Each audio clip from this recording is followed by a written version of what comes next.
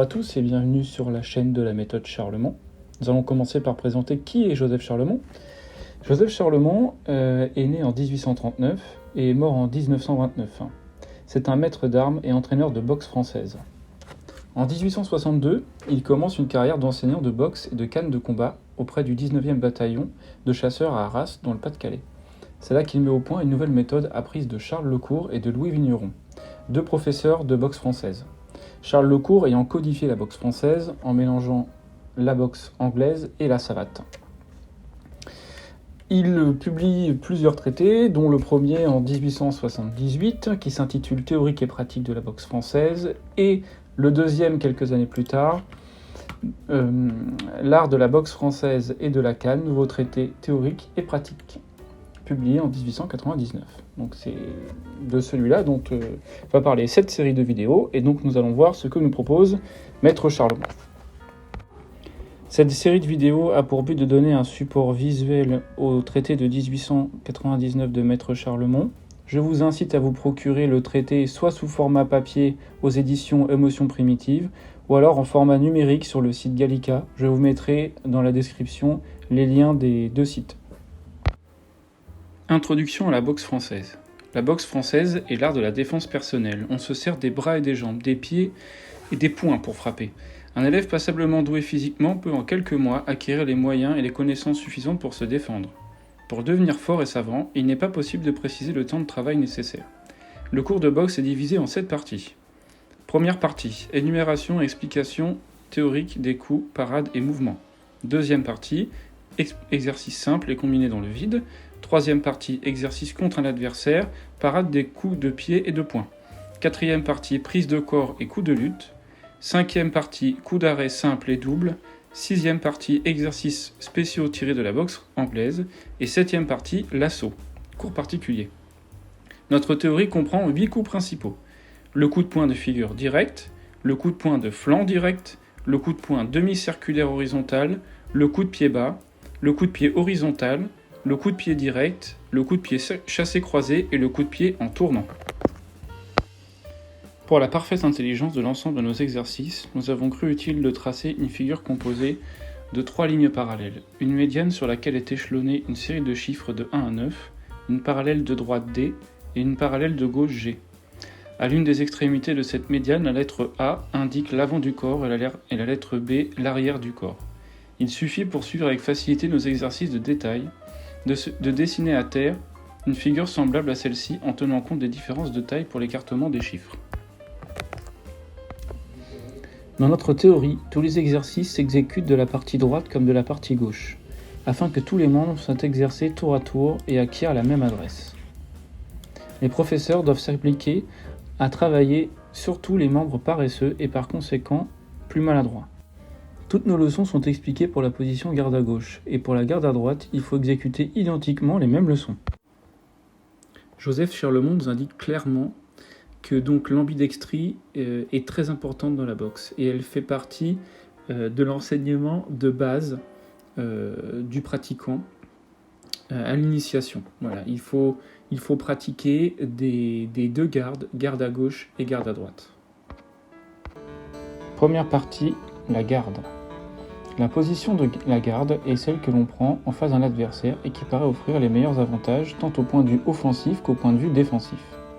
De cette position dépend quelquefois le succès d'un combat. Aussi un boxeur habile sait-il en tirer un bon parti. Il y a 4 manières de se placer en garde. Première garde à gauche, deuxième garde à droite, troisième fausse garde à gauche et quatrième fausse garde à droite. On est placé en garde à gauche lorsque la partie gauche du corps est placée en avant et garde à droite lorsque la partie droite du corps est placée en avant. Les droitiers préfèrent la garde à gauche et les gauchers la garde à droite. Garde à gauche. Le pied droit doit être placé en travers sur le numéro 1, la pointe du pied dirigée vers la ligne D, le talon vers la ligne G.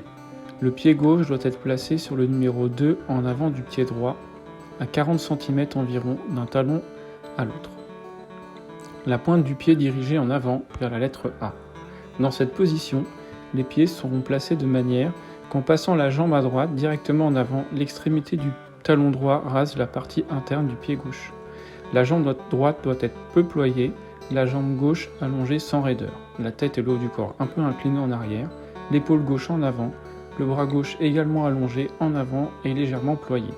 La main fermée, le pouce au-dessus des autres doigts tourné en dessus. Le poing placé à la hauteur des yeux, l'épaule droite à demi effacée en arrière, l'avant-bras placé presque horizontalement près de la poitrine sans la toucher, la main fermée, la paume tournée vers le corps, le poing placé à hauteur et près du coude gauche sans le toucher. La tête droite, les yeux fixés sur ceux de l'adversaire. Dans cette position, le bras gauche couvre la partie haute du corps, le bras droit la partie basse. Les positions des pieds indiquent qu'ils sont placés de manière à ce que ce soit le pied derrière qui puisse frapper en ligne directe, soit pour le coup de pied bas, soit pour le coup de pied direct. Garde à droite. La garde à droite s'exécute en sens inverse et d'après les mêmes principes que la garde à gauche. Vraie garde et fausse garde. Deux adversaires sont en vraie garde lorsqu'ils sont tous deux placés garde à gauche ou tous deux garde à droite. Ils sont en fausse garde lorsque l'un est placé garde à gauche et l'autre garde à droite. Et donc ce qu'on peut constater, c'est que la garde que nous propose Maître Charlemont est très éloignée de la garde actuelle avec les bras qui sont beaucoup plus près du corps. Là, on a une garde qui est une garde à distance, qui est dans une logique d'escrime, comme avec l'épée. Donc de parer, de dévier les coups de l'adversaire. Et donc une garde à distance permet de faire ça. Elle permet donc offensivement, la distance entre le point et l'adversaire est beaucoup plus raccourcie, le fait d'avoir une garde longue, et ça permet de parer, de dévier les coups initiés par l'adversaire directement. La logique d'encaissement ici n'existe pas, puisqu'à l'escrime, on n'encaisse pas un coup d'épée. Voilà.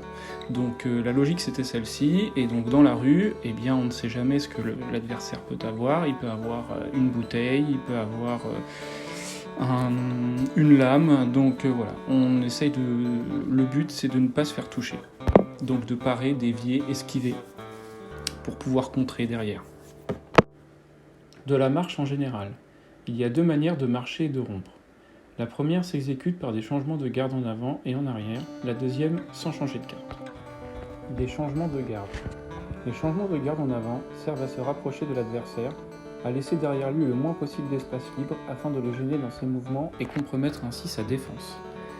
Les changements de garde en arrière ont pour but de s'éloigner de l'adversaire, d'éviter ses attaques rapides et ses coups sans avoir recours à la parade des bras. On les emploie souvent quand l'adversaire attaque par le coup de pied bas et comme pour feinte, pour le faire frapper dans le vide, car alors, trompé dans son attaque, il se livre facilement à la riposte. Changement de garde en avant. Le pied droit étant sur le numéro 1 et le pied gauche sur le numéro 2. Il faut, pour changer de garde en avant, pivoter sur le talon gauche, diriger la pointe du pied vers la ligne G et porter en même temps la jambe droite en avant et poser le pied sur le numéro 3, la pointe dirigée vers la lettre A. En exécutant ces mouvements de jambes, on changera la position des bras et du corps afin d'être placé garde à droite.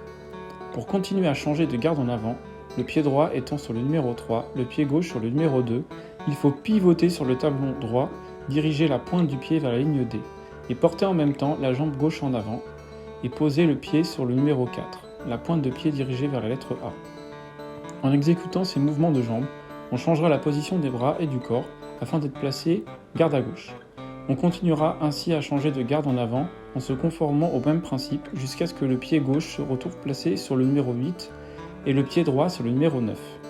Dans cette position, qui est la garde à droite, on exécutera les changements de garde en arrière, comme il veut être indiqué. Changement de garde en arrière. Le pied droit étant sur le numéro 9 et le pied gauche sur le numéro 8, il faut, pour changer de garde en arrière, pivoter sur le talon gauche, diriger la pointe du pied vers la lettre A, porter en même temps la jambe droite en arrière et poser le pied sur le numéro 7, la pointe dirigée vers la ligne D. En exécutant ces mouvements de jambes, on changera la position des bras et du corps afin d'être placé garde à gauche. On continuera ainsi à changer de garde en arrière en se conformant au même principe jusqu'à ce que le pied gauche se trouve placé sur le numéro 2 et le pied droit sur le numéro 1. Et bien voilà, dans cette vidéo, nous avons vu la garde et les différents déplacements que Maître Charlemont nous propose dans sa méthode. Dans la prochaine vidéo, nous verrons les coups de poing.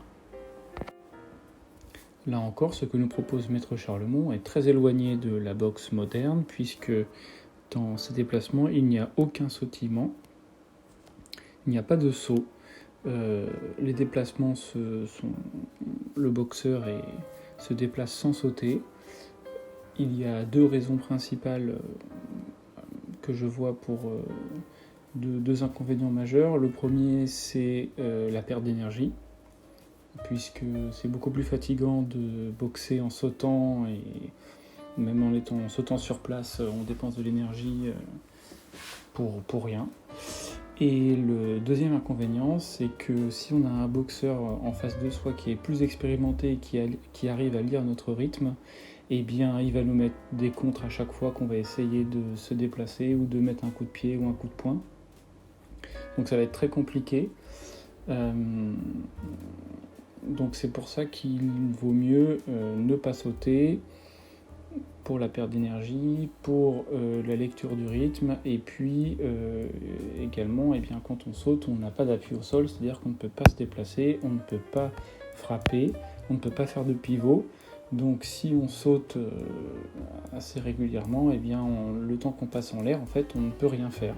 D'ailleurs, on le voit, quand les boxeurs sautent, c'est qu'ils sont généralement sur place ou qu'ils avancent. Mais quand ils ont besoin de faire un pivot pour lancer une jambe ou un poing ou quoi que ce soit, eh bien ils sont obligés d'utiliser l'appui au sol, de toute façon. Merci d'avoir regardé cette vidéo, j'espère que cela vous aura été utile pour visualiser un petit peu mieux les exercices. Et d'ici là, amusez-vous, entraînez-vous et lisez les traités. À la revoyure.